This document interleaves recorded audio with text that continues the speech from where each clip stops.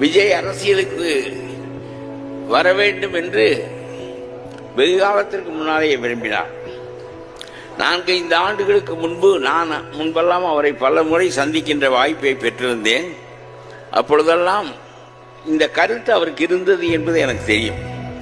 அவர் 4-5 ஆண்டுகளுக்கு முன்னால் ஒரு முறை என்னோடு பேசிக் கொண்டிருக்கிற போது சொன்னார், நிறைய பணம் சம்பாதித்து விட்டேன், அதே புகழ், அதே பெருமை, அதே பணம், அதே வாழ்க்கை என்று எனக்கு சலித்து போய்விட்டது. மறுபடியும் இன்னொரு படம், இன்னொரு கதாநாயகன், இன்னும் 10 பேரை அடிப்பது, இன்னும் ஒரு வெற்றி பெறுவது, மீண்டும் பணம் வருவது, மீண்டும் 10 சொத்து வாங்குவது என்று இது சலித்து போய்விட்டது.